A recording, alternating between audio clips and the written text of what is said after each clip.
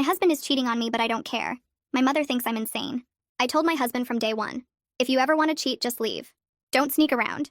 If someone can take you, they can keep you. He laughed and said I was his forever. That was 18 months ago. Now our neighbor, a literal supermodel, cooks him dinner every night while I work late, and I'm testing my own philosophy. We moved into our penthouse 6 months ago. Madison moved in next door the same week. 24, Ukrainian, signed with Elite Models. Her husband is 55, controls her bank accounts, makes her ask permission to buy groceries. I envy you renovating, she told us. Victor won't let me change anything. Says I have no taste. My husband Kyle immediately offered to let her help with ours. I was working 60-hour weeks at the firm. He worked from home. It made sense. At first, it was innocent. Madison would bring coffee, give opinions on paint colors. Then she discovered Kyle loved hiking, something I despise, and started joining his morning trails. They'd return laughing, sweaty, sharing inside jokes. Then came the cooking. You work so late, she said.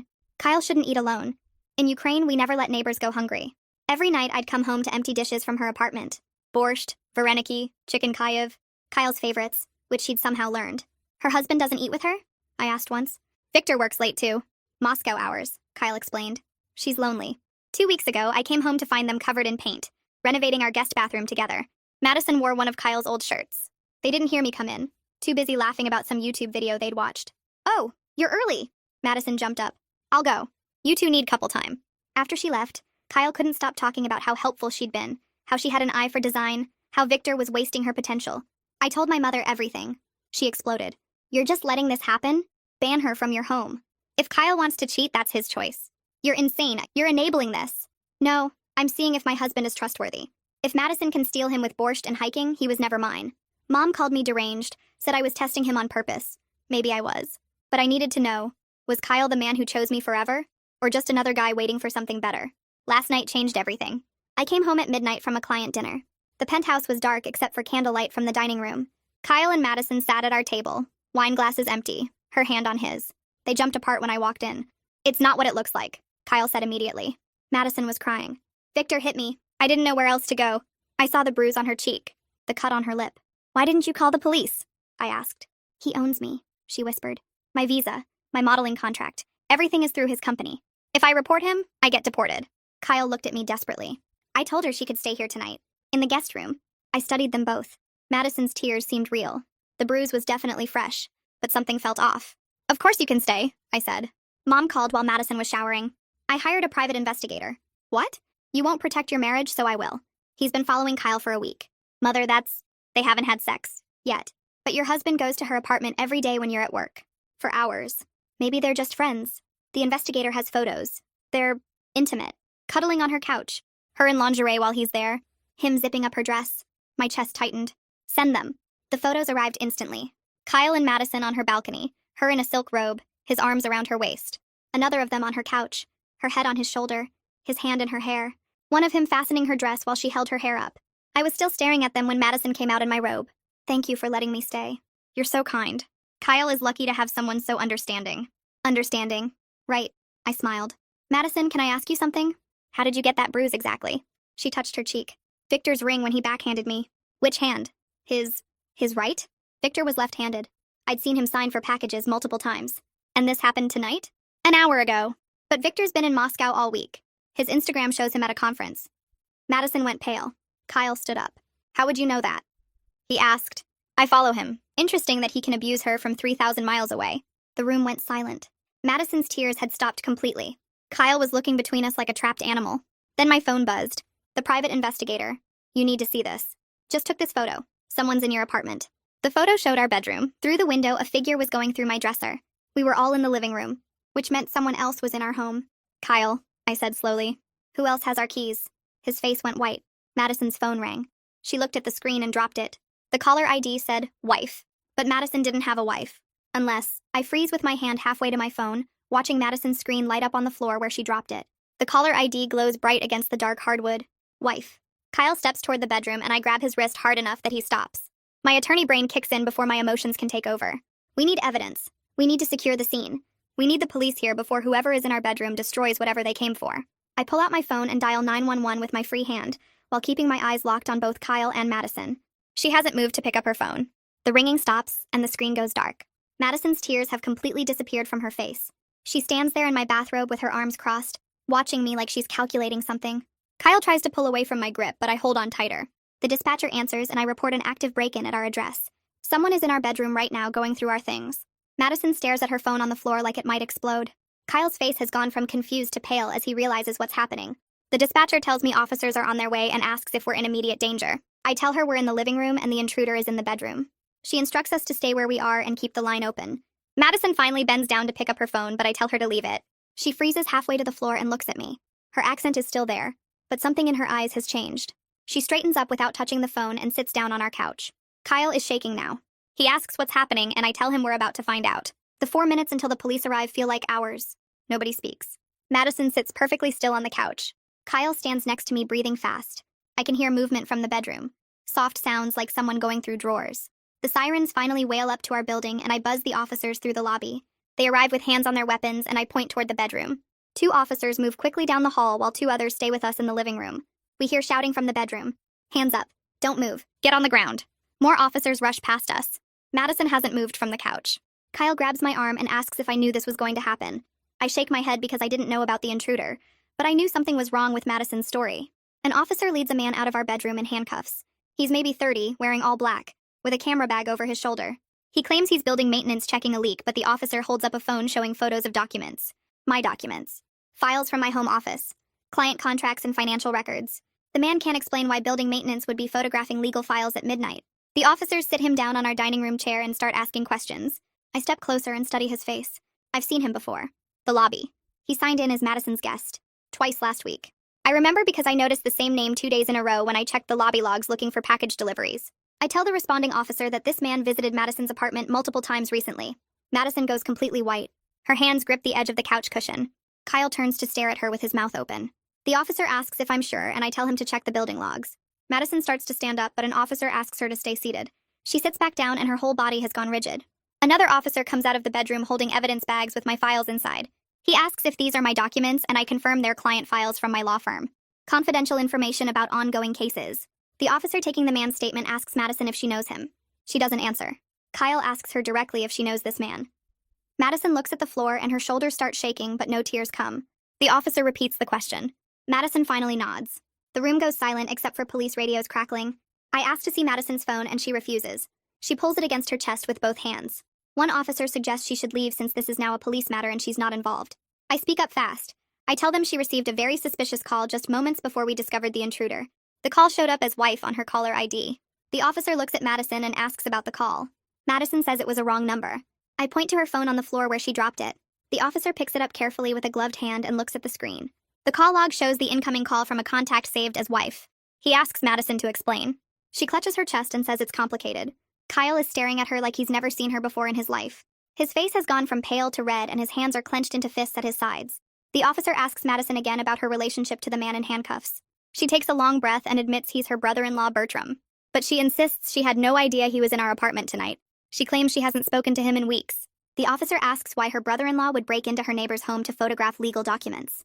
Madison says she doesn't know. Her story is falling apart faster than she can rebuild it. Every answer creates more questions. Kyle's voice shakes when he asks her why she lied about everything.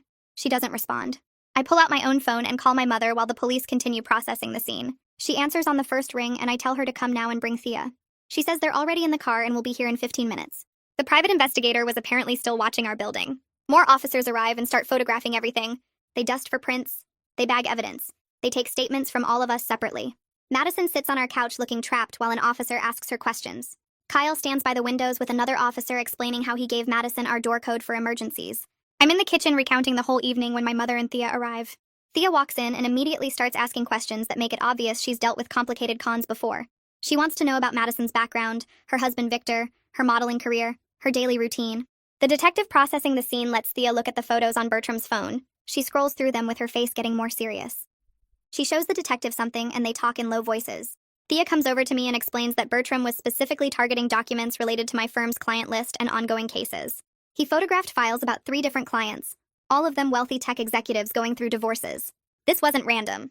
Someone wanted specific information about my professional work. Madison tries to stand up and leave, but the officers ask her to stay for more questioning. She sits back down on our couch and I notice something I hadn't before. When she's stressed, her Ukrainian accent completely disappears. She sounds American. Born and raised somewhere in the Midwest, maybe. The officer notices too and asks where she's originally from. Madison stumbles over her answer. Kyle finally speaks up from across the room. His voice is flat and defeated. He admits that Madison told him 2 weeks ago she was actually married to a woman named Alexia, not Victor. He says she claimed Victor was just a cover story because her modeling agency Elite was conservative and wouldn't accept her being gay. She said she needed to pretend to be straight to keep her career. Kyle believed her. He thought he was helping her maintain a necessary lie to protect herself. He never told me because Madison begged him to keep it secret until she could figure out how to come out safely. The room goes quiet again. Every single person is staring at Kyle. He looks at the floor and his whole body sags. Thea asks him if Madison ever introduced him to Alexia. Kyle shakes his head. She asks if he ever saw proof of Madison's modeling contract. He shakes his head again. She asks if he ever actually met Victor in person. Another head shake. Thea turns to me with an expression that says everything. Madison played my husband completely. She found his weaknesses and exploited every single one. His need to be helpful, his desire to be trusted, his pride in being someone's confidant. She used all of it to gain access to our home and our lives while setting up whatever this operation was supposed to be. I turn to Kyle and my voice comes out flat and cold. He opens his mouth to explain, but I hold up one hand. The detective finishes processing the scene and approaches us with his notepad. Kyle starts talking fast about how Madison told him she was married to a woman named Alexia instead of Victor. He says she claimed Victor was a fake cover story because her modeling agency wouldn't accept her being gay. He believed her completely. She begged him to keep it secret until she could figure out how to come out safely. He never questioned it. He never told me. He spent weeks helping her plan some escape from a situation that didn't exist while I worked late and trusted him. My chest feels tight, but my face stays blank.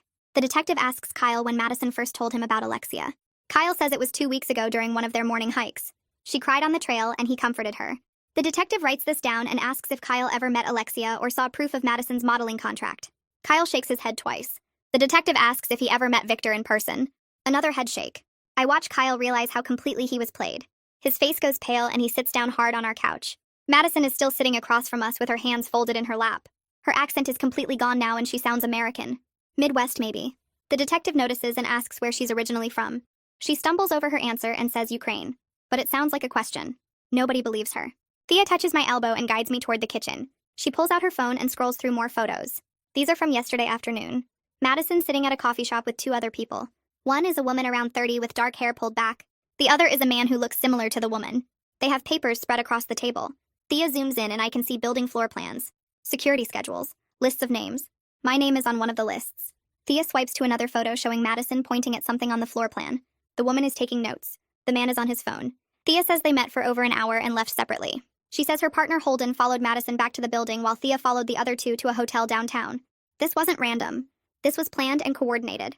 Madison had help and they targeted our building specifically. I look back at the living room where Madison sits with the officers. She looks small and scared, but I know now it's all performance. Everything about her was performance. A new detective arrives and the officers brief him quickly. He's older than the responding officers with gray hair and sharp eyes. He walks into our living room and introduces himself but doesn't shake hands. He looks at the scene and asks the officers questions in a low voice. Then he turns to me and asks what I do for work. I tell him I'm an attorney at a corporate firm downtown. He asks what kind of cases I handle. I say mostly high-asset divorces and business disputes. He asks if any of my current clients are particularly wealthy or have sensitive information. My stomach drops. I think about my current caseload and 3 names jump out immediately. All 3 are tech executives going through complicated divorces. All 3 have given me extensive financial discovery documents, bank records, business valuations, investment portfolios, asset lists, everything someone would need for identity theft or corporate espionage. I keep copies of everything in my home office because I work late here several nights a week. The detective sees my face change and asks what I'm thinking. I tell him about the 3 clients and their documents. He asks where I keep the files. I point toward my home office down the hall. He calls over the forensic technician and they head that direction together. I follow them to my office and watch the technician photograph everything. My desk is neat like I left it, but my laptop is open. I always close it when I'm done working. The technician checks the browser history and finds searches I didn't make. My clients' names, their companies, their spouses, divorce settlement amounts. Someone sat at my desk and researched everything. The detective asks if anyone else has access to this room. I shake my head and then stop.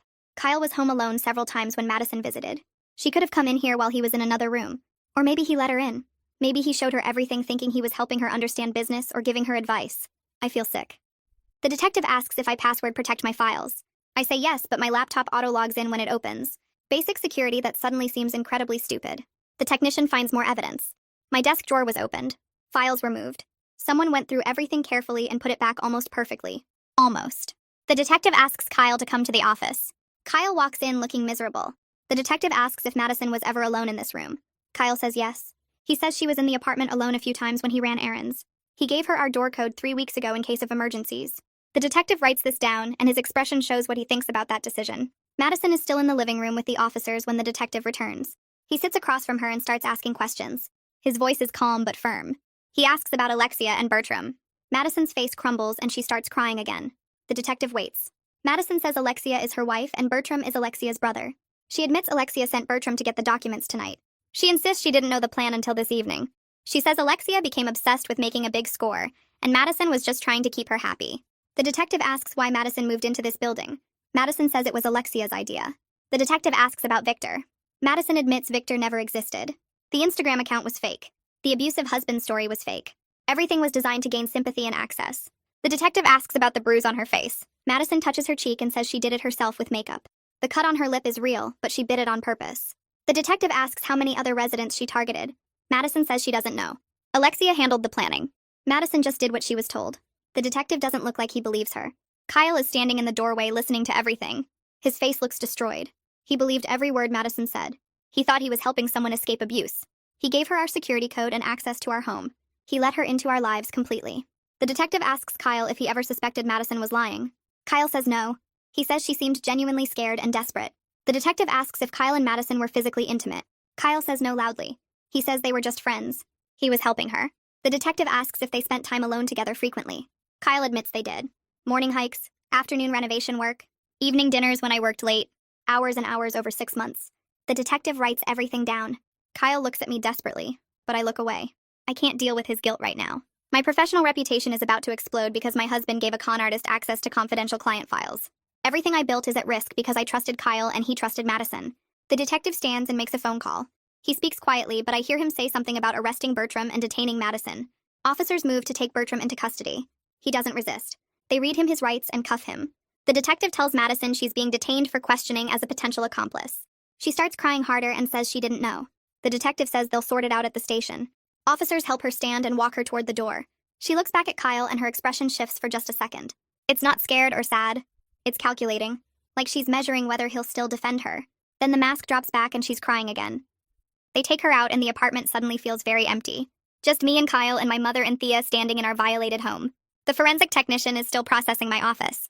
Other officers are finishing their reports, but the main action is over. I pull out my phone and check the time. It's 2 a.m. I need to call my firm's senior partner and tell him what happened. I need to report a potential client confidentiality breach. My hands shake as I find his number. He answers after 4 rings, sounding groggy. I apologize for waking him and then explain everything as clearly as I can. An intruder in my home. Documents photographed, my laptop accessed, client information compromised, my personal life creating professional liability. He's quiet for a long moment. Then he asks which clients. I tell him the 3 names. He's quiet again. I can hear the disappointment in his silence. He asks if the police recovered the photos. I say yes. He asks if any information was transmitted or sold. I say I don't know yet. He tells me to come to the office first thing in the morning. We'll need to notify the clients and assess the damage. He says we'll figure it out, but his tone says my partnership track just derailed. He hangs up and I stand in my kitchen holding my phone. My mother is watching me with sad eyes. Thea is talking quietly to the detective. Kyle is sitting on the couch with his head in his hands. The detective finishes with the officers and comes over to me. He says Bertram is being charged with burglary and attempted theft of confidential documents. Madison is being held for questioning and they'll determine charges based on what they learn. He says I should expect follow-up questions over the next few days. He hands me his card and leaves with the remaining officers. The forensic technician finishes in my office and packs up his equipment. He tells me not to use my laptop until their tech team examines it. He leaves too. Then it's just the 4 of us. Me and Kyle and my mother and Thea. The silence is crushing. Nobody knows what to say. My mother goes to the kitchen and starts making tea like that will fix anything. The kettle whistles and she pours 4 cups. We sit around our dining table where Kyle and Madison sat with wine just hours ago. The candles are still there, burned down to nothing. Thea breaks the silence and explains what she and Holden discovered. They've been tracking Madison for 3 days since my mother hired them. They suspected something larger than a simple affair when they saw Madison's movement patterns. She met with the same 2 people multiple times. She spent hours studying our building's layout. She asked questions to other residents about security and schedules. Thea says Madison has been in this building for exactly 6 months. Thea checked with building management and found reports of small thefts and security breaches over that same period. A resident's credit card information stolen. Another resident's identity used to open accounts. Building access codes mysteriously changing. Madison wasn't just targeting us. She was working the entire building as part of a larger operation. Thea shows me her investigation file with photos and timelines and notes. It's extensive and professional. My mother hired good people. Thea says they couldn't prove anything until tonight when Bertram made his move. Now the police have everything they need.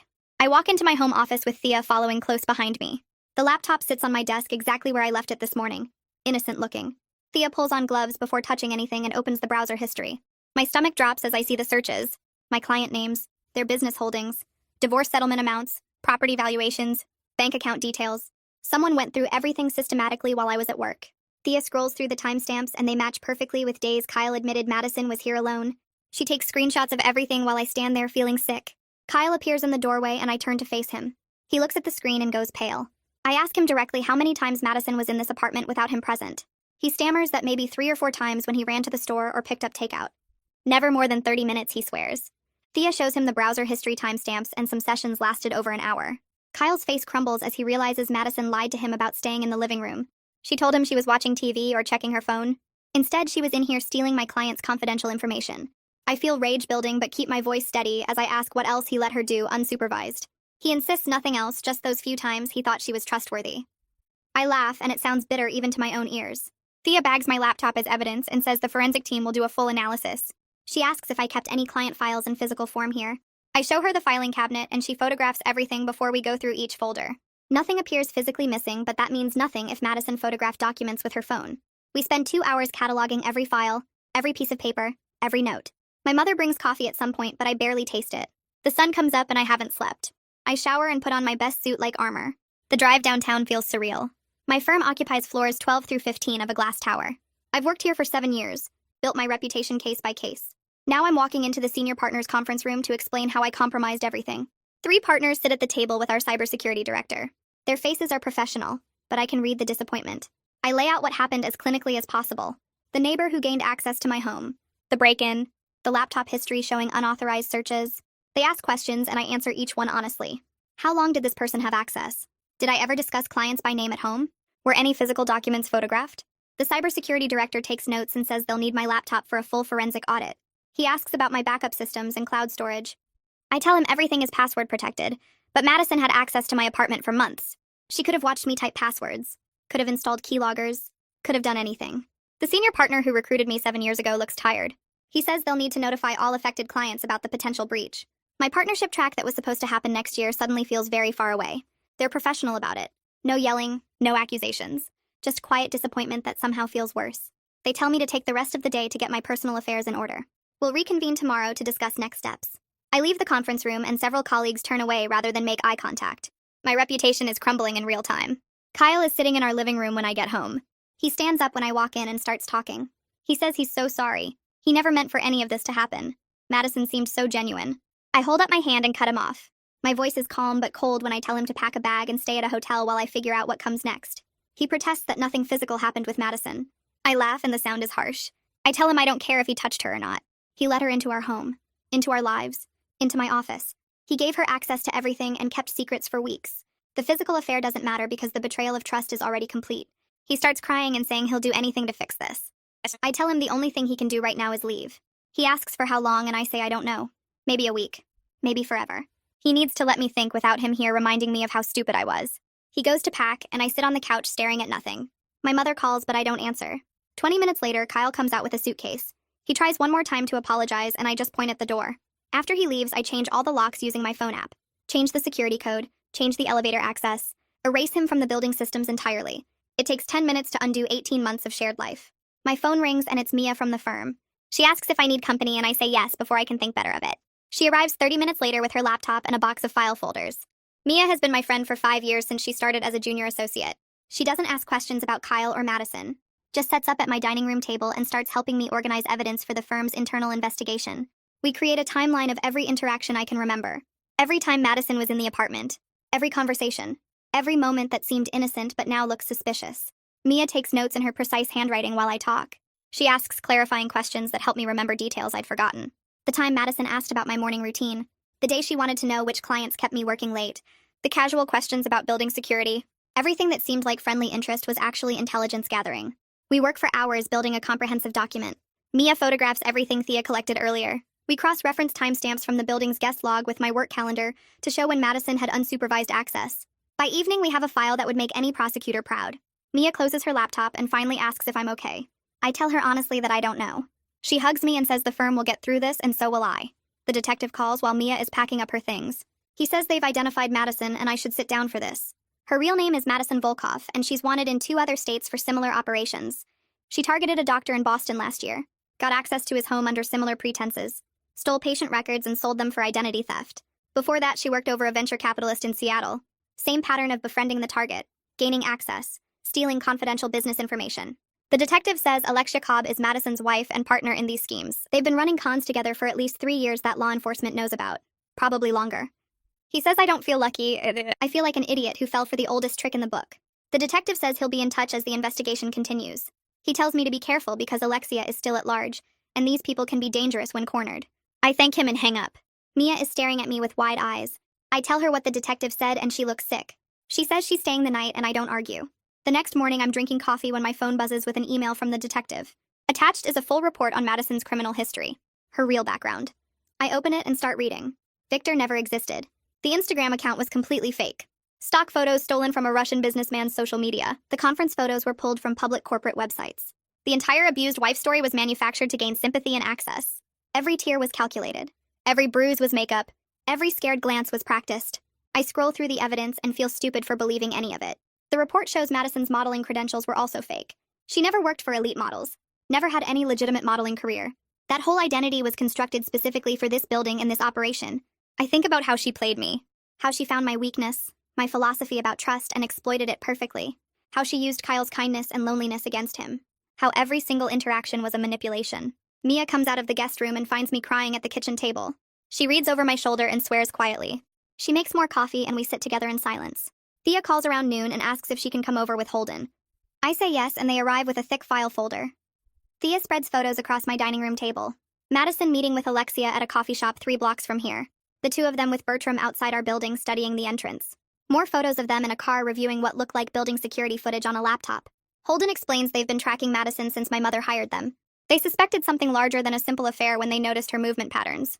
She met with the same 2 people repeatedly. Spent hours studying our building's layout. Asked other residents questions about security protocols and delivery schedules. Thea points to a photo of Madison and Alexia reviewing documents. She says they somehow accessed building security footage, probably through Bertram, who worked as maintenance in another property owned by the same company. They studied resident schedules, identified targets, planned entry strategies. Our apartment wasn't random. We were selected specifically because of my career and client list. Holden shows me more photos of Bertram entering our building wearing maintenance uniforms on 3 separate occasions over the past month. He had been inside before the night we caught him. Thea says they have evidence of Madison casing at least 5 other apartments in the building. We were just one of multiple active operations. I meet with building management the next afternoon. The property manager looks uncomfortable as she pulls up Madison's lease file. She confirms the lease was paid for 6 months upfront in cash by a shell company registered in Delaware. The background check came back clean, but now they're discovering it was completely falsified. Fake employment verification, fake references, fake credit history, everything designed to pass a standard screening. The property manager says they're implementing new protocols after this. More thorough background checks, verification calls to previous landlords, credit checks through multiple agencies. She apologizes repeatedly, but it doesn't change what happened. I ask about the other residents Madison targeted. The property manager says they're still investigating, but at least 2 other apartments reported suspicious activity. One resident had credit card information stolen. Another had their identity used to open fraudulent accounts. Madison and her crew were working the entire building as a criminal enterprise. I ask why nobody noticed sooner.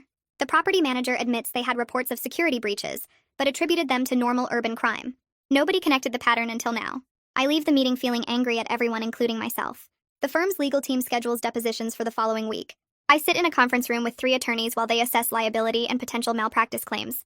They ask the same questions over and over. When did I first meet Madison? How often was she in my home? Did I ever discuss clients by name? Were any documents left accessible? Did I have proper security protocols? I answer everything honestly, even though each question feels like an accusation. 3 clients have already contacted the firm demanding answers. One is threatening to sue both me personally and the firm for negligence. Another wants to know exactly what information was compromised and how it will be secured. The third is simply furious that I brought work home and failed to protect confidential files properly. The legal team explains they're trying to get ahead of potential lawsuits and bar complaints. They need comprehensive documentation of everything that happened. I spend 6 hours going through every detail while they take notes and record everything. By the end, I feel hollowed out. My career that I built so carefully is hanging by a thread because I trusted the wrong person and married someone with terrible judgment. Kyle keeps calling, but I send every call to voicemail. He leaves long messages apologizing and begging to talk. I delete them without listening all the way through.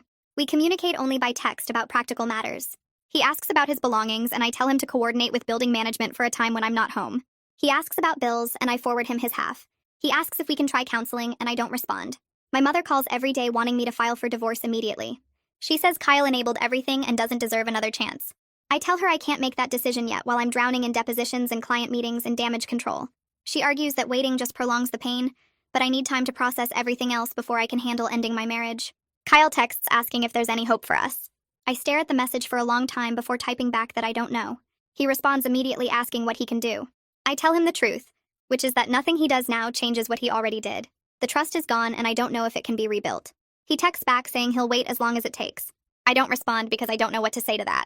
The detective calls 3 days after everything falls apart to tell me they executed the warrant on Madison's apartment. I meet him at the police station where he spreads evidence photos across a conference table. Surveillance cameras hidden in picture frames. A laptop with software for monitoring wireless networks. Fake passports showing Madison's face with 5 different names. Driver's licenses from 3 states. A filing system with tabs for 6 different building residents, including detailed notes about our schedules, our jobs, our visitors. My file is thickest. Notes about my late work hours. Client names she must have overheard through walls or windows. Photographs of me leaving for the office with timestamps. Kyle's daily routine mapped out in careful handwriting. The detective points to another folder labeled with a couple's name from the 4th floor. Same level of detail. Same calculated surveillance. We weren't special or chosen. We were just one target in a larger operation running simultaneously throughout the building. The detective shows me printed emails between Madison and someone named Alexia, discussing which residents had the most valuable access. My name appears frequently because of my client list. High net worth divorces mean financial records and asset information. Madison specifically requested assignment to me after researching my firm online and identifying me as worth the effort. Every conversation about hiking was planned. Every cooking session was strategy. She learned Kyle loved those specific Ukrainian dishes by going through our trash and finding takeout containers, then researched the recipes. The detective walks me through a timeline they built from Madison's notes. She identified my work schedule within the first week. Learned Kyle worked from home within 2 weeks. Started the coffee and paint color conversations once she confirmed I left early and returned late. Engineered the hiking discovery by following Kyle one morning and pretending it was coincidence. The whole friendship was constructed step by careful step based on surveillance and research. Nothing was real. Nothing was accident. I sit in that conference room staring at evidence of my own stupidity and feel something crack inside my chest that has nothing to do with Kyle or marriage or philosophy. Mia comes to my apartment that weekend with her laptop and a legal pad. We need to prepare for client meetings where I have to disclose the security breach and explain how confidential information was potentially compromised. She helps me draft disclosure letters that are honest without being alarmist. We practice what I'll say when clients ask how this happened, how I'll explain that I brought work home and failed to secure it properly, how I'll take responsibility without making excuses. The first meeting is Monday morning with a tech executive going through a complicated divorce involving stock options and intellectual property. I sit across from him in a conference room and watch his face change as I explain. He's angry but controlled. Asks detailed questions about what specific documents were in my home office, whether his financial statements were photographed, what security measures the firm is implementing. I answer everything honestly and offer to step away from his case if he wants different representation. He thinks for a long moment, then says he appreciates my honesty, but this is unacceptable, and he'll be discussing it with the senior partners. The second meeting goes similarly. A woman whose husband is hiding assets offshore. She's understanding but furious that her private financial information was accessible to criminals. Says she trusted me to protect her interests, and I failed that basic responsibility. I don't argue because she's right. The third client threatens to sue both me and the firm for negligence and breach of fiduciary duty. Says his case involves sensitive business information that could damage his company if it gets out. His attorney is already drafting a complaint. I sit through his anger without defending myself because there's no defense that matters. The detective calls again Tuesday afternoon. Alexia and 2 other accomplices disappeared. Madison's phone records show she made 3 calls in the 20 minutes between when I confronted her about Victor and when the police arrived. Alexia got enough warning to run. They're tracking financial records and communications, but the operation was sophisticated. Multiple shell companies, Bitcoin transactions, encrypted messaging apps. Alexia might have already left the country with fake documents like the ones they found in Madison's apartment. The detective says they're working with federal agencies now because the scope crosses state lines and involves identity fraud. But he's honest that people this organized usually have escape plans. Madison stayed behind either because she was genuinely surprised or because she was the expendable one. Either way, the main architect of the whole thing is gone. I move through the next 2 weeks barely sleeping. Depositions with the firm's legal team. Client meetings where I explain and apologize. Damage control sessions with senior partners. Security consultations about what went wrong and how to prevent it happening again. I come home each night to the penthouse that doesn't feel safe anymore. The living room where Madison sat crying with her fake bruise. The kitchen where she cooked all those calculated meals. The guest bathroom where she and Kyle laughed over paint colors while planning God knows what. Every room holds evidence of how thoroughly I was deceived while I convinced myself I was enlightened and non-controlling.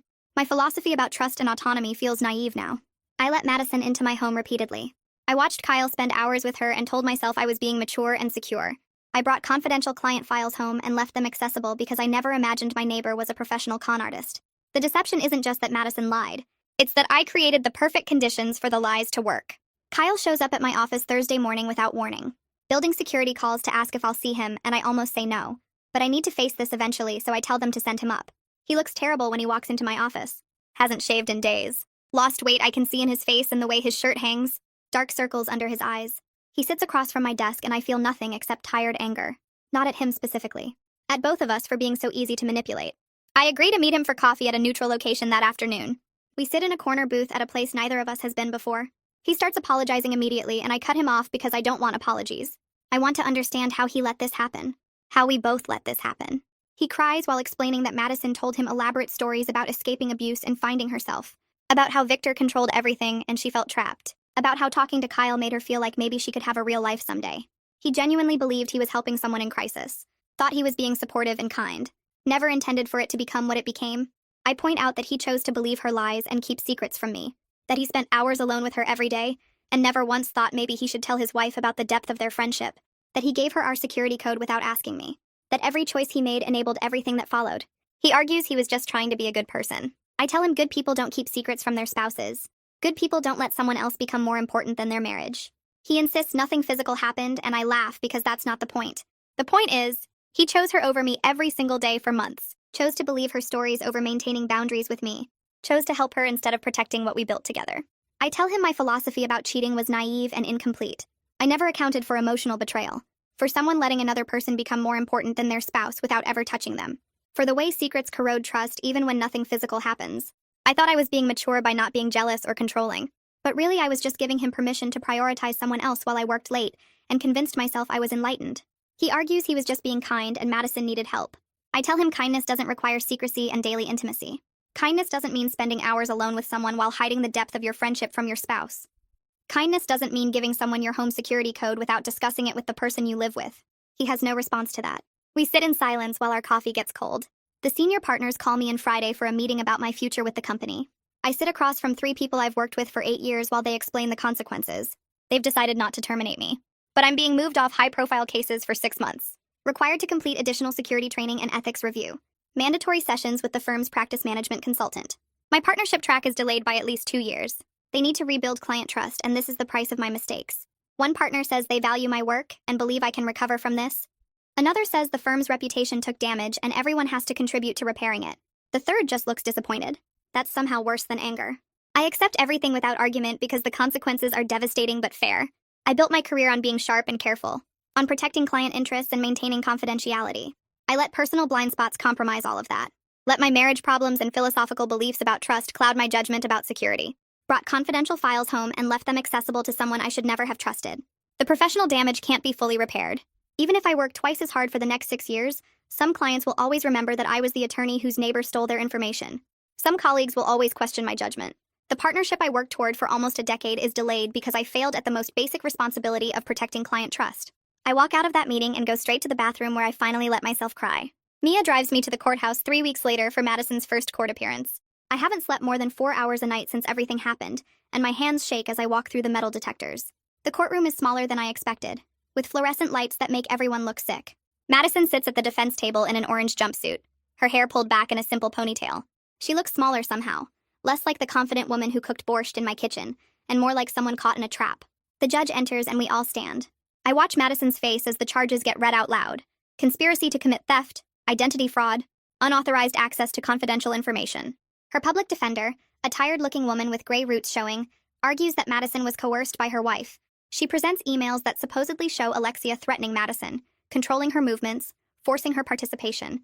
But the prosecutor has phone records showing Madison made dozens of calls to potential targets before moving into our building. Text messages where she bragged about how easy it was to gain Kyle's trust. Photos of her meeting with Alexia and planning the operation weeks before she ever knocked on our door with coffee.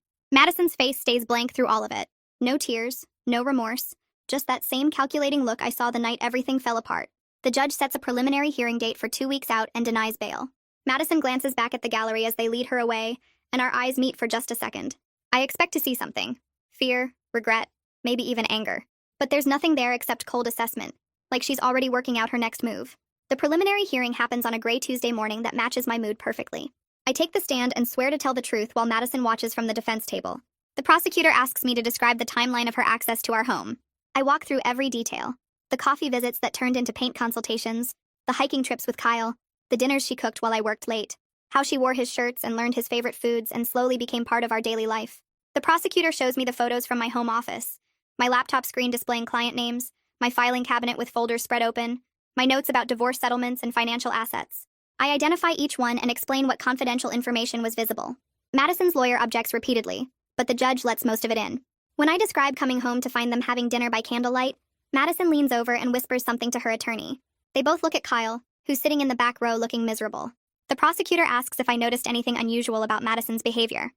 I tell them about the fake bruise, the story about Victor, the phone call from someone labeled wife. The courtroom gets quiet when I explain how her accent disappeared under stress, how her tears stopped the moment she realized I'd caught her in a lie. Madison's lawyer tries to argue I'm biased because of jealousy over my husband's friendship with her client. But I look directly at Madison when I answer. I tell the court I wasn't jealous. I was testing my philosophy about trust and discovered my husband failed and my neighbor was a criminal. Madison stares back at me with those empty eyes, and I realize she's not thinking about the charges or the evidence. She's thinking about what story might reduce her sentence, what angle might work on a jury, what manipulation might still be possible. The judge finds probable cause to proceed to trial, and Madison gets led away without looking back. Kyle's email arrives that night while I'm reviewing case files at my temporary apartment. The subject line says, "I'm sorry," and I almost delete it without reading. But something makes me open it anyway. He writes 12 paragraphs taking full responsibility for everything that happened. He says he was lonely because I worked so much. He says Madison seemed genuinely hurt and he wanted to help. He says he knows now that he was manipulated, but at the time it felt like friendship. He offers to cover all my legal fees from the firm's investigation. He says he'll pay any settlement costs if clients sue.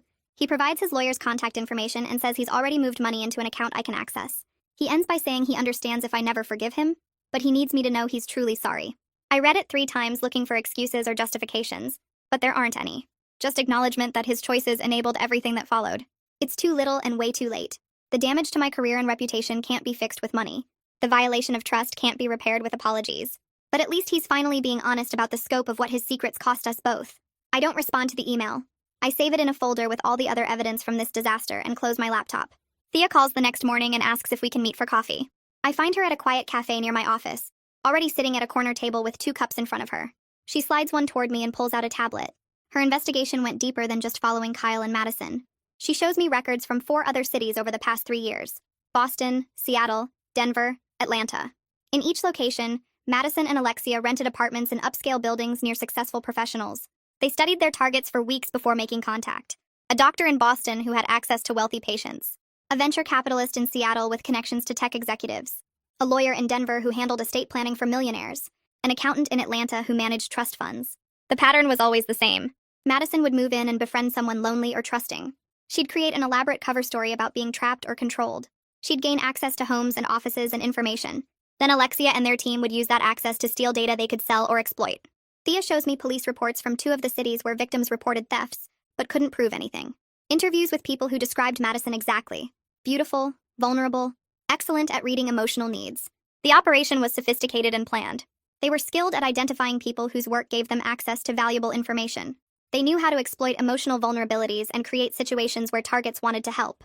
Thea says the FBI is now involved because the crimes crossed state lines. She thinks Madison and Alexia might be part of a larger network. I stare at the timeline on her tablet and realize I was just the latest mark in a long series. Nothing about our friendship was real. Every moment was calculated. My mother comes over that Saturday with groceries and cleaning supplies. She doesn't ask if I need help, just starts organizing my temporary apartment like it's her mission. I sit on the couch and watch her put away food, straighten furniture, create order from chaos. When she finishes, she sits next to me and takes my hand. We don't talk for a long time. I just start going through every moment of the past 6 months out loud. How Madison brought coffee that first morning and complimented our renovation plans. How she asked Kyle about hiking and discovered his passion for trails. How she learned to cook his favorite foods and wore his old shirts. How she cried about Victor and made herself seem helpless. Every red flag I ignored because I was so committed to my philosophy about trust and autonomy. Every moment I chose to believe people were basically good instead of protecting myself. My mother doesn't interrupt or offer advice. She just holds my hand while I cry. When I finally stop talking, she gets up and makes tea. We sit together drinking it in silence as the afternoon light fades. She still doesn't say she was right about hiring the investigator or that I should have listened. She doesn't have to. Her presence says everything that needs saying. Sometimes love means interfering even when you're resented for it. Sometimes protection matters more than respecting someone's philosophy. The detective calls Monday morning with unexpected good news. His team recovered most of the stolen client data from Bertram's cloud storage before it could be sold or used. The files were encrypted, but their tech people cracked it. He's sending everything to my firm's security team so they can assess exactly what was compromised. This helps reduce some of the damage with my clients. The information was accessed and copied, but not exploited or distributed. The violation of trust still happened. Someone unauthorized saw their private financial details and legal strategies. But at least there's no evidence the data reached competitors or got used for identity theft. I call each affected client personally to explain. 2 of them appreciate the update and seem relieved the exposure was limited.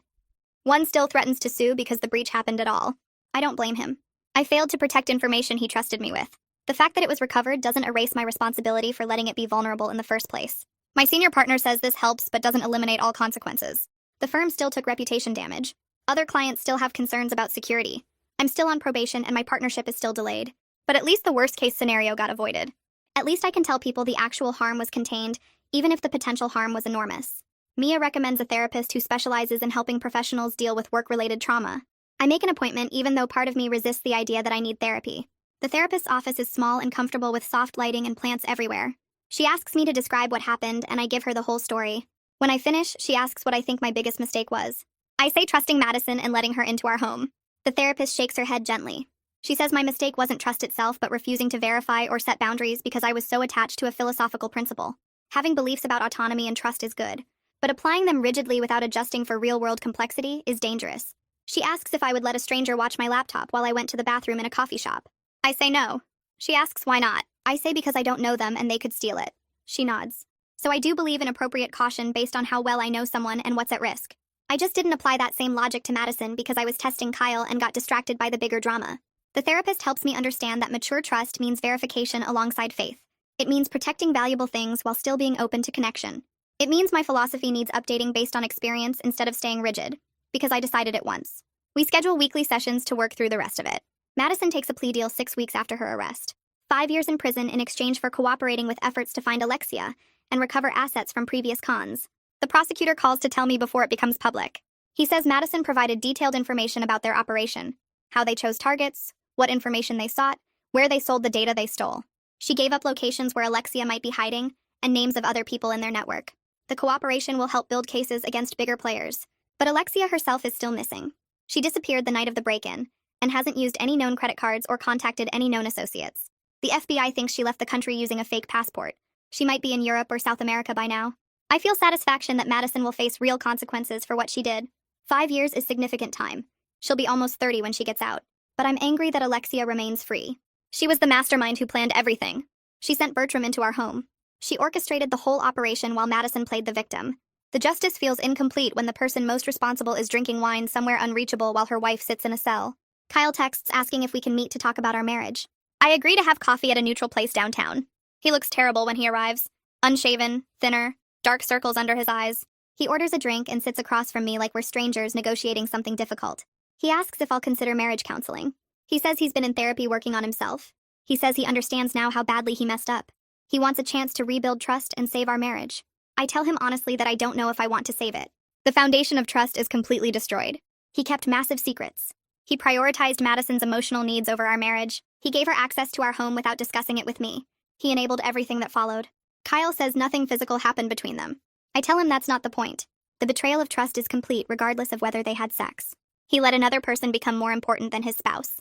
He made daily choices to be intimate with someone else while hiding the depth of that friendship from me. Marriage counseling can't fix that unless we both actually want to do the work. Right now, I'm not sure either of us has the energy or desire to rebuild from nothing. Kyle starts crying and says he loves me and he's sorry. I believe he's sorry. But sorry doesn't undo the damage. Sorry doesn't restore what broke between us. I tell him I need more time to figure out what I want. We finish our coffee in uncomfortable silence and leave separately. My mother comes over for dinner that Sunday and brings takeout from my favorite restaurant. We eat at my small kitchen table and she finally tells me the whole truth about hiring Thea. She says it wasn't just because she was worried about Kyle's affair. She recognized Madison's behavior patterns from something that happened years ago. One of her close friends got targeted by a similar con in another city. A beautiful woman moved into their building, befriended the friend's husband, gained access to their home. The woman's supposed abusive partner was actually her wife and criminal partner. They stole financial information and tried to use it for identity theft before getting caught. My mother saw the same pattern with Madison. The elaborate victim story, the rapid intimacy, the focus on someone with access to valuable information. She hired Thea immediately because she knew what she was seeing. Her interference, which I resented so much at the time, literally saved me from even worse consequences. If she hadn't hired that investigator, Madison and Alexia might have gotten away with everything. The break-in might never have been discovered. My client's information might have been sold and used. My career damage might have been permanent. I look at my mother across the table and feel something shift. She wasn't being controlling or distrusting. She was protecting me based on experience and pattern recognition I didn't have. Sometimes the people who love us see dangers we're too close to notice. Sometimes their interference is the thing that saves us, even when we fight against it. I reach across the table and take her hand and say thank you for not listening when I told her to stay out of it. I meet with my attorney the following week to start the legal separation paperwork. The process feels mechanical, like I'm handling someone else's case instead of my own life falling apart. My attorney explains the difference between legal separation and divorce, how this gives me time to decide what I really want without the finality of ending the marriage completely. I sign the initial documents and feel nothing except tired. Kyle gets served the papers at his hotel 3 days later and calls me crying, begging for one more chance to fix things. I tell him the separation isn't punishment, it's protection. I need space to think without him in my home, without his presence clouding my judgment about whether this marriage can be saved or should be ended. He asks if there's any hope for us, and I say honestly that I don't know yet. The movers come the next weekend to pack up Kyle's belongings. I stay at my mother's house because I can't watch him box up 8 years of our life together. When I return that evening, half the closets are empty. His office is cleared out, and the penthouse feels hollow. I change every lock that night, reprogram the security system with new codes, and update the building's access list to remove Kyle's entry privileges. The locksmith leaves, and I walk through each room, touching the bare spaces where Kyle's things used to be, trying to figure out if I feel relieved or devastated. The building management calls an emergency residence meeting 2 weeks later to address what happened. The property manager stands in the lobby conference room looking uncomfortable while explaining that Madison's background check was falsified, and they're implementing new security protocols. Every resident will need updated identification verification. Guest access will be limited to 48 hours without management approval, and they're installing additional security cameras in common areas. Several neighbors approach me afterward, thanking me awkwardly for exposing the operation before more people got hurt. Mrs. Quintana from the 12th floor squeezes my hand and says she's grateful I was brave enough to investigate when things felt wrong. But I also catch the whispers from other residents who clearly blame me for bringing danger into the building. A couple from the 15th floor moves out entirely within the month, citing security concerns. I overhear someone in the elevator say my poor judgment endangered everyone, that I should have reported Madison's suspicious behavior instead of playing detective. The building feels different now, less like a luxury community and more like a place where everyone watches everyone else with suspicion. I throw myself into work with desperate focus, taking on 3 pro bono cases that nobody else wants to handle. One involves a single mother fighting for custody against a wealthy ex-husband, another is helping an elderly veteran sort out a housing dispute, and the third is representing a small business owner being sued by a former partner. The cases don't pay anything, but they're complex and demanding, requiring the kind of intense concentration that leaves no room for thinking about my destroyed marriage or professional reputation. I work 12-hour days, stay late at the office reviewing case files, and volunteer for weekend research projects. Mia becomes my closest ally during this period, running interference when senior partners make pointed comments about my judgment. She deflects questions about my personal life, covers for me when I need to meet with my attorney, and brings me coffee when I'm buried in depositions. One afternoon, she sits in my office and tells me that half the firm is rooting for me to come back stronger, that they respect how I'm handling the crisis with dignity instead of falling apart. The other half thinks I should have been fired, but Mia says those partners would find fault with anything, because they never wanted women in leadership positions anyway. 3 months after the break-in, I'm reviewing discovery documents for the custody case when my phone rings with the detective's number. He tells me that Alexia was arrested yesterday trying to cross into Canada using fake documents at a border checkpoint in Montana. Border Patrol flagged her passport as fraudulent and found 3 other fake IDs in her possession when they searched her car. She's being held in federal custody pending extradition back to face charges for the operation. The detective says their investigation has uncovered evidence linking Alexia to similar cons in 7 other cities across the country over the past 4 years. She and Madison worked as a team targeting professionals with access to valuable information or wealthy clients, using the same playbook in each location. They'd move into upscale buildings, identify vulnerable targets, manufacture elaborate victim stories, and gain access to homes and private information. The detective estimates they stole over $2 million worth of data and assets from at least 15 victims before we caught them. I sit at my desk processing this information, realizing how many other people went through versions of what I experienced, how many marriages were damaged and careers were threatened by their calculated manipulation. The prosecutor's office contacts me 6 weeks later, asking me to testify at Alexia's trial about the operation's impact on my life and career. I agree immediately because I want her to face consequences for what she orchestrated. The trial is scheduled for late September, giving me 2 months to prepare my testimony. My attorney helps me organize documentation about the professional damage, the client losses, the delayed partnership track, and the ongoing reputation repair I'm still working through. The prosecutor meets with me 3 times to review what I'll say on the stand, warning me that Alexia's defense team will try to discredit my testimony by suggesting I enabled the operation through poor judgment. I tell the prosecutor I can handle whatever they throw at me, because the truth is bad enough without embellishment. Facing Alexia in court feels more difficult than facing Madison, because Alexia was the mastermind who orchestrated everything while staying safely in the background. Madison was the visible threat, the person in my home creating chaos. But Alexia was the puppet master pulling strings I never saw. The idea of sitting across from her while she shows no remorse for destroying multiple lives makes my stomach tight with anger. The trial starts on a Tuesday morning in late September. I sit in the witness waiting room reviewing my notes while other victims arrive to testify about their experiences with Madison and Alexia's operation. A doctor from Boston tells me they lost their medical practice after Madison stole patient records that got leaked online. A venture capitalist from Seattle says Madison's access to his home office resulted in corporate espionage that cost his firm millions in lost deals. Each story follows the same pattern of manufactured vulnerability, gained trust, and calculated theft. When my turn comes to testify, I walk into the courtroom and see Alexia sitting at the defense table looking completely unbothered. She's wearing a conservative suit, her hair pulled back professionally, and she watches me with cold assessment like I'm a problem to be solved rather than a person she hurt. The prosecutor guides me through my testimony about how Madison gained access to our home, how the operation progressed, and what the consequences were for my career and marriage. Alexia's defense attorney tries to suggest I was negligent in protecting client information, that I enabled the theft through poor security practices. I acknowledge my mistakes without apology while making it clear that Alexia orchestrated a criminal conspiracy that exploited human trust for profit. Alexia shows no remorse during the entire trial. Her defense strategy is to blame Madison entirely, claiming she was just a supportive spouse who didn't know about the criminal activities until after arrests were made. Her attorney presents her as a victim of Madison's manipulation, someone who trusted the wrong person and got caught up in crimes she didn't understand or participate in. The prosecution destroys this narrative with evidence showing Alexia's direct involvement in planning the operations, managing the stolen data, and coordinating the team's movements between cities. They present emails where Alexia discusses target selection and strategy, financial records showing her controlling the proceeds from their cons, and testimony from Bertram, admitting that Alexia directed his actions during the break-in at my home. The jury watches Alexia's face during this evidence presentation, and I can see them recognizing her lies for what they are. When the prosecution plays a recorded phone call between Alexia and Madison discussing how to maximize the take from my client's information, Alexia finally shows emotion by glaring at the prosecutor with pure hatred. The jury deliberates for 6 hours before returning guilty verdicts on all counts. The sentencing hearing happens 3 weeks later. Both Alexia and Madison receive substantial prison sentences reflecting the scope of their operation and the number of victims they hurt. Alexia gets 12 years in federal prison plus 5 years supervised release. Madison gets 8 years because the judge accepts that she was somewhat under Alexia's influence, though still fully culpable for her actions. They're both ordered to pay restitution to all identified victims, though the financial recovery will be minimal since they spent most of their proceeds on luxury apartments, expensive clothes, and maintaining their fake identities. The judge tells them their crimes represented calculated exploitation of human decency and trust, that they targeted good people trying to be kind and turned that kindness into a weapon. I watch them get led away in handcuffs and feel something settle in my chest. The justice feels meaningful even if it's incomplete, even if I'll never recover the full cost of what they took from me professionally and personally. Kyle texts me 2 days after sentencing, asking if we can meet for dinner to discuss divorce terms and division of assets. I agree to meet him at a neutral restaurant downtown, somewhere neither of us has history or memories attached. He arrives looking thinner and tired, wearing clothes I don't recognize that he must have bought after moving out. We sit across from each other in a booth and the awkwardness is suffocating. He asks how I'm doing and I give him the abbreviated version about work and the trial. He tells me about his new apartment in a different neighborhood, his job search since he quit his remote position, and his therapy sessions. We order food neither of us really eats while discussing asset division, like we're strangers negotiating a business transaction, rather than people who once promised forever to each other. He wants to split everything fairly, and doesn't fight me on any terms.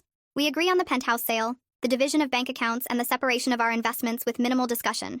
The conversation is civil but distant, like we're playing roles in someone else's divorce rather than ending our own marriage. Kyle admits halfway through dinner that he's been in therapy twice a week working on understanding why he was so susceptible to Madison's manipulation. His therapist helped him recognize patterns in how he prioritizes being seen as a good person over actually being a good husband. He says he got so focused on rescuing Madison from her fake situation that he completely abandoned his actual responsibilities to me and our marriage. He talks about how he needed to feel like a hero, how Madison's manufactured vulnerability fed something broken in him that made him feel important and needed in ways our stable marriage didn't provide. It's growth and self-awareness that might have meant something 6 months ago. But sitting here now, listening to him explain the psychology behind his betrayal, I feel nothing except tired recognition that understanding why something broke doesn't repair the damage. He asks if there's any chance we could try again with everything he's learned in therapy. I tell him honestly that I don't think so. That too much trust was destroyed for me to rebuild from nothing. That we'd both be better off starting fresh with other people who don't carry the weight of this betrayal. We agree to an uncontested divorce with a fair division of assets before dessert arrives. Neither of us wants the penthouse with its memories of Madison's manipulation, and our marriage falling apart. So we decide to sell it and split the proceeds equally. Kyle will keep his car and his retirement accounts. I'll keep mine and we'll divide the joint savings down the middle. There's no fight about furniture or belongings because neither of us cares enough to argue over material things after everything else that's been lost. We sign the preliminary agreement our attorneys drafted and shake hands like business partners closing a deal. The paperwork gets finalized 4 months after that night when everything exploded, when we discovered someone in our bedroom and Madison's whole facade crumbled. The divorce decree arrives in the mail on a Tuesday afternoon, and I sign it without crying, file it with the other documents from this period of my life, and feel nothing except relief that it's finally over. The senior partners call me into the conference room 3 weeks after the divorce papers arrive. I walk in expecting another round of professional consequences, another reduction in responsibility, but their faces aren't angry. The managing partner gestures to a chair and slides a folder across the table. Inside is my performance review for the probationary period, filled with notes about my work on the smaller cases they assigned me, my handling of client communications, my cooperation with the internal investigation. They acknowledge that I worked harder than anyone expected during the worst months of my career, that I rebuilt client trust one case at a time, that I never complained about the demotion or made excuses for what happened.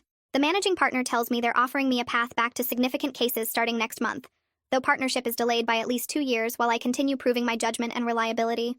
I accept without hesitation, because I understand that trust, once broken, requires years to rebuild, and I'm lucky they're giving me the chance at all. Mia gets promoted to partner 2 months later, and I attend the ceremony without jealousy or resentment. She worked for it and earned it, and when she gives her acceptance speech, she mentions how much she learned from working with me during the crisis, how I showed her what professional integrity looks like even when everything is falling apart. Several colleagues who avoided me for months start nodding as she speaks, and I realize her generosity is helping repair my reputation in ways I couldn't do alone. After the ceremony, she hugs me and whispers that she recommended me for 2 of her overflow cases, high-value clients who specifically requested someone with experience handling complex personal situations. The work starts flowing back gradually, not the flood of cases I had before, but steady referrals from people who respect how I handled disaster with honesty, instead of deflection. 6 months after the break-in, I sign the lease on a smaller apartment in a neighborhood across town. The building has better security than the penthouse, keycard access for every floor, cameras in all common areas, a doorman who actually checks identification. My mother helps me move in and spends an entire weekend arranging furniture and hanging curtains, chattering about color schemes and natural light without mentioning Kyle's name once. She brings takeout for dinner and we eat sitting on boxes in the living room, and she tells me the apartment feels like a fresh start, like a place where I can build something new without ghosts watching from every corner. I sleep better the first night there than I have in months. No memories of Madison's fake tears or Kyle's betrayal embedded in the walls. I run into Kyle 3 weeks later at a coffee shop 2 blocks from the courthouse. He's waiting for his order when I walk in, and we both freeze for a second before he smiles tentatively and asks how I'm doing. We end up sitting at a corner table for 20 minutes having the most genuinely friendly conversation we've had since everything exploded. He tells me he's been dating someone from his therapy group, a woman who survived her own manipulation and understands why he fell for Madison's act. He looks lighter somehow, less burdened by guilt, and I realize I feel nothing except mild curiosity about his happiness. There's no anger left, no lingering attachment, just 2 people who used to be married comparing notes on their separate lives. He asks if I'm seeing anyone, and I tell him not yet, but maybe soon, and he nods like he understands that I needed time to figure out who I am without him or the marriage we built. Thea and Holden become unexpected friends over the following months. They invite me to dinner occasionally to share updates on other cases they're working, and Thea tells me that exposing Madison and Alexia's operation helped break up a larger network of similar cons targeting professionals in major cities. The FBI connected their scheme to at least 12 other victims across 6 states, all following the same pattern of manufactured vulnerability and strategic access to confidential information. Holden shows me surveillance photos from a case in Chicago, where they caught another team using identical tactics, and knowing my disaster helped protect other people makes the whole nightmare feel slightly less pointless. We toast to small victories, and they tell me I'm stronger than most people they've worked with, that most victims of elaborate cons never recover their professional standing the way I'm rebuilding mine. A colleague from another firm contacts me about a pro bono case 8 months after everything fell apart. Another attorney got targeted by a different con artist who used a fake emergency to gain access to her client files, and she's facing ethics complaints and potential disbarment while trying to prove she was manipulated rather than negligent. I meet with her at a neutral location and recognize the shame in her eyes, the desperate need to make someone understand that she wasn't stupid or careless, just human. I spend 3 hours walking her through everything I learned about documenting the manipulation, gathering evidence of the con artist's pattern, demonstrating to ethics boards that reasonable precautions failed against sophisticated deception, Turning my disaster into something useful for others feels like meaningful progress, like finding purpose in the wreckage. A year after that night when everything unraveled, I'm sitting in my apartment reviewing case files and realize I'm genuinely happy.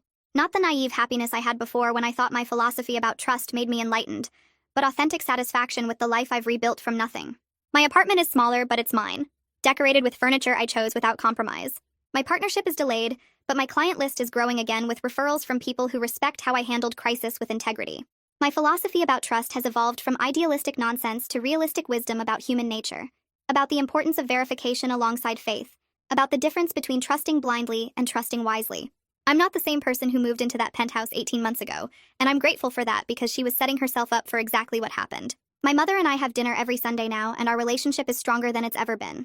She never says I told you so about Kyle or Madison, never gloats about being right when I was wrong, just sits across from me each week sharing updates about her book club and asking about my cases.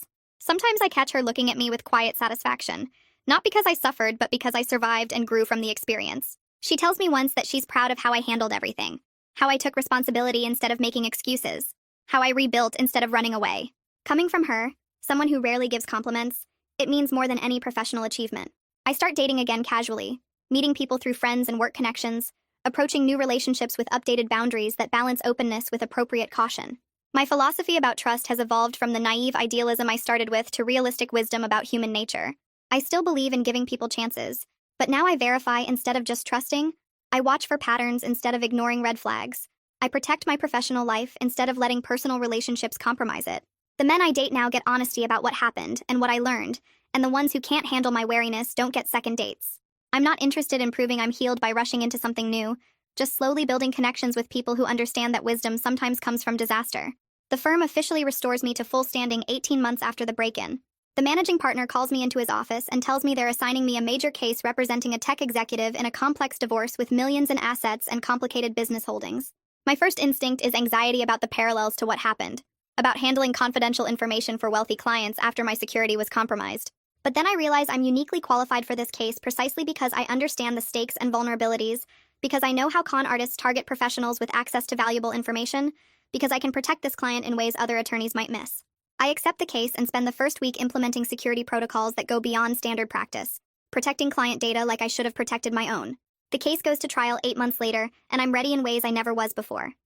Every document is organized, every witness prepared, every angle covered 3 times over.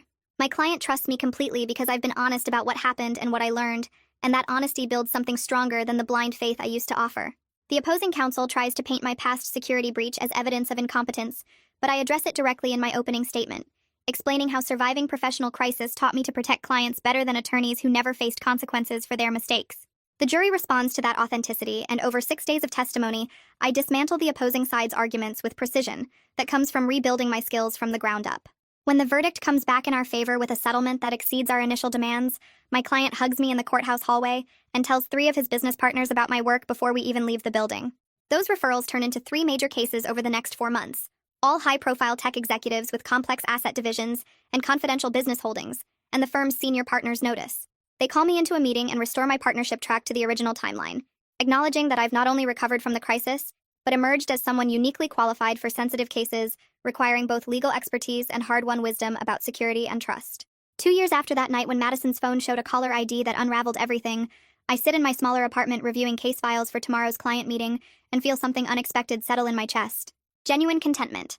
Not the forced optimism I performed for months while rebuilding, but real satisfaction with who I've become through disaster and recovery. My marriage to Kyle ended in an uncontested divorce that felt more like a business dissolution than the death of love. And I understand now that what we had was built on my naive philosophy about trust, rather than actual intimacy or partnership. Madison and Alexia are both serving prison sentences for their coordinated cons, and while that justice feels meaningful, it doesn't define my story anymore. My career took damage that required 2 years of relentless work to repair, but the attorney I am now understands vulnerabilities and human nature in ways my younger self never could, and that expertise makes me better at protecting clients who trust me with their most sensitive information. I learned that surviving betrayal with integrity matters more than never being betrayed at all, that wisdom sometimes requires disaster as tuition, and that my philosophy about trust needed updating from idealistic theory to realistic practice that verifies while still believing in human goodness. The case files spread across my coffee table represent clients who chose me specifically because of what I survived and how I handled it, and that validation feels more solid than any achievement I earned when success came easy.